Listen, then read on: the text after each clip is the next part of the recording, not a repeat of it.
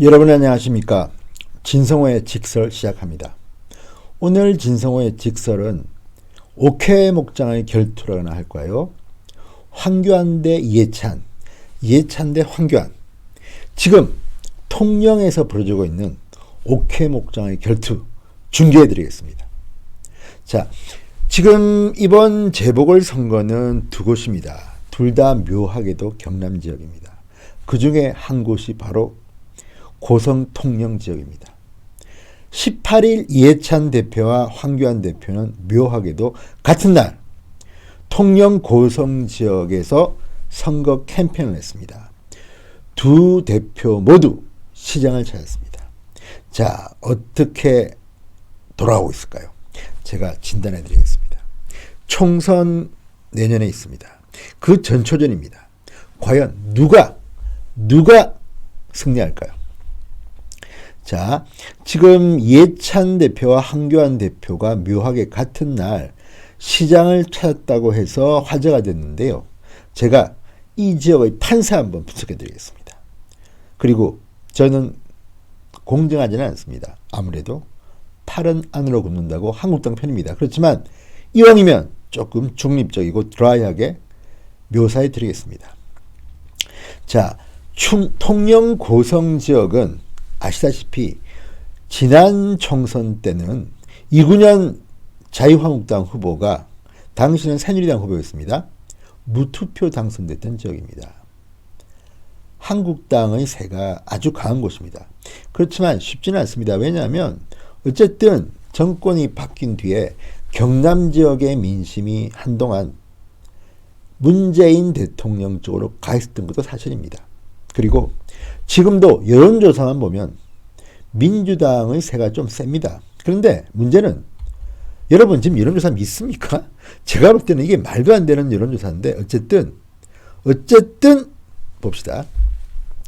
자, 지금 이 지역의 문재인 대통령의 지지율은 44.9%라고 합니다.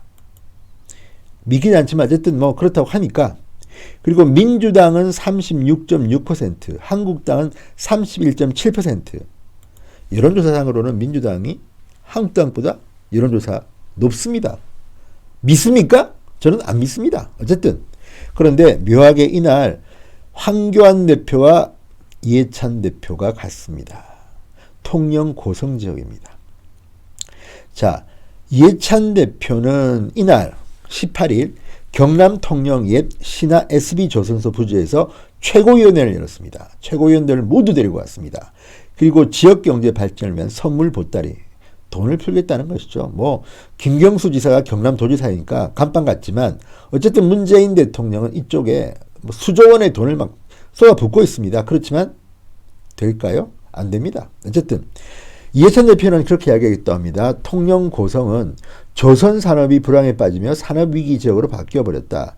많은 분들이 일자리를 잃고 어려움을 겪고 있어 어떻게 하면 이 지역에서 활기를 찾을까? 오늘 최고위원회의 가장 큰 목적이다. 그러면서 지역 수건 산업인 남부 내륙철도를 조기 착공하고 통영 고성의 두 지자체와 협의해서 원하는 곳에 역사를 만들도록 당이 협의하도록 하겠다. 한마디로 돈을 풀겠다는 겁니다. 뭐 여당이니까 그렇겠죠.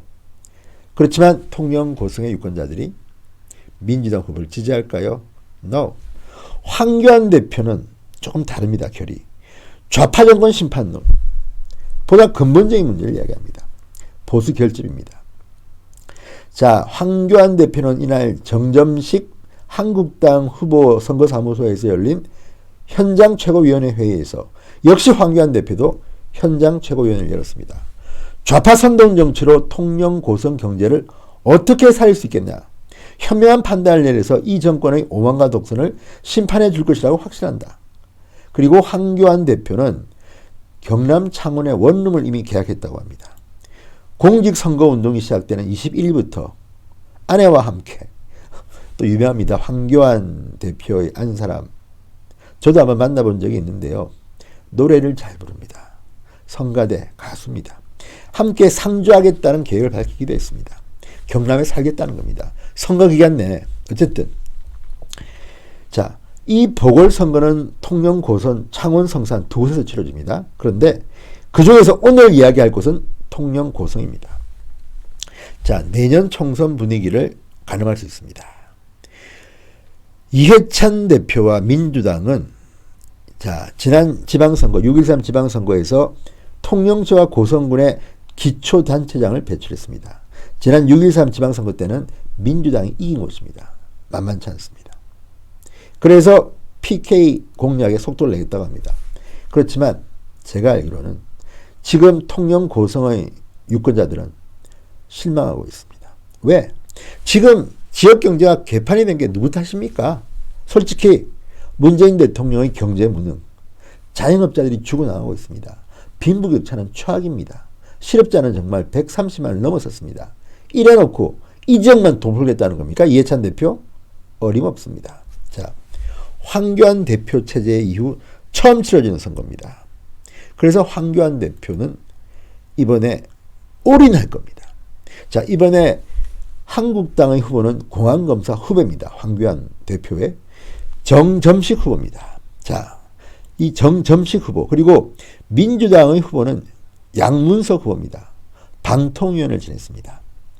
좌파 진영에서 나름대로 방송통신 이쪽 정책에서 한마디를 했던 박사 출신입니다. 그렇지만 유권자들이 어떤 선택할지는 시청자 여러분들이 더 잘 알 텐니다. 그런데 문제는 이 지역의 리얼미터가 한 조사입니다. 자, 리얼미터 조사에서는 어쨌든 민주당 지지율이 36.6이고 한국당 지지율이 31.7입니다. 그렇지만 선거? 에이, 택도 없습니다. 자, 제가 이제 하나 둘 설명해 드리겠습니다. 자, 경남 MBC가 여론조사 업체 리얼미터에 의뢰해서 지난 주말 16일, 17일 여론조사를 했는데요. 그 결과를 보면 이것도 역시 리얼미터 조사입니다. 리얼미터 조사는 아까도 말씀드렸지만 시청자 여러분 한풀 접고 오십시오. 어떻게 통영 고성에서 민주당의 지지율이 더 높을 수가 있습니까? 어쨌든 아무튼 자, 이 조사를 보면요. 19세 이상 성인 남녀 500명을 했는데 자, 각각입니다. 그러니까 창원 이쪽을 보면 차이가 좀 납니다. 정점식 한국당 후보 51.0%입니다. 과반을 넘었습니다. 민주당 양문석 후보 36.6%, 그리고 애국당의 박청정 후보 3.3%입니다.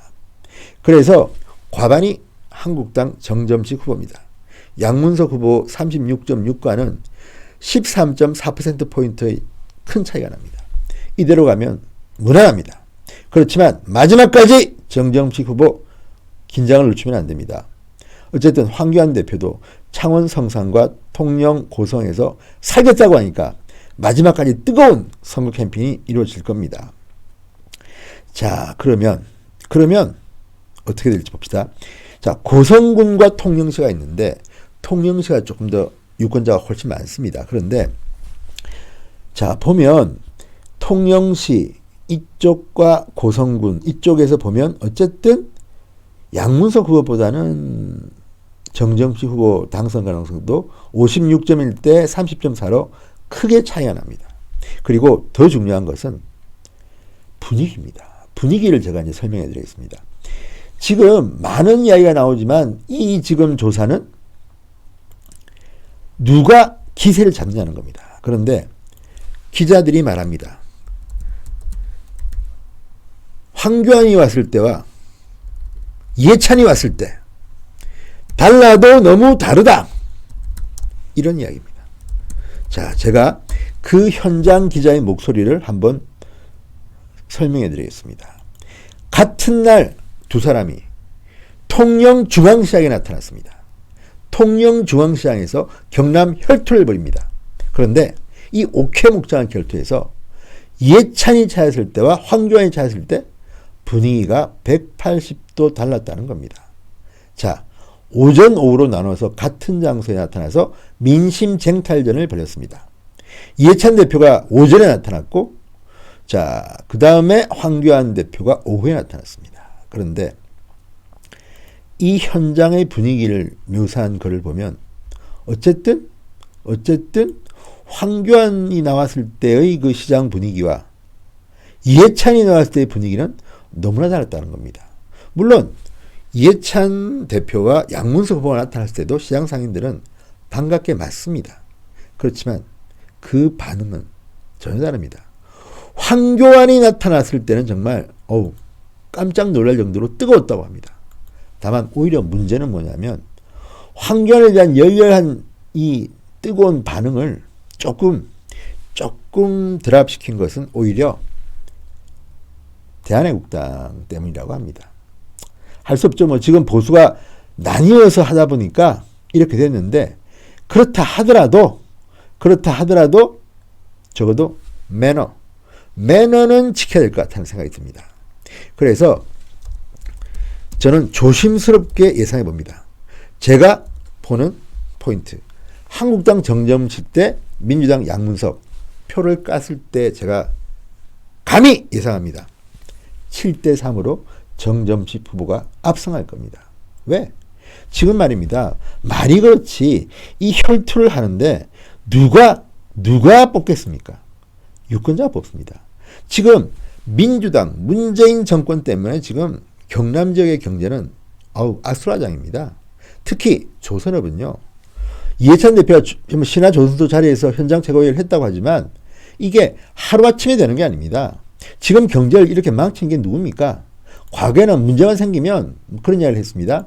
전 정권 때가 문제가 있었다. 그런데 지금 말입니다. 문재인 정권 3년 차입니다. 그런 이야기 할 때가 아닙니다. 자, 그래서 제가 아까도 말씀드렸지만 조심스럽게 예측을 합니다. 이해찬, 황교안. 사실은 지금 후보들은 신장에서는 좀 알겠지만 그렇게 모릅니다. 그렇지만 황교안과 이해찬은 알 거 아닙니까? 여러분이 유권자라도 황교안이 왔을 때 그 느낌과 이해찬이 왔을 때 느낌이 어떻겠습니까?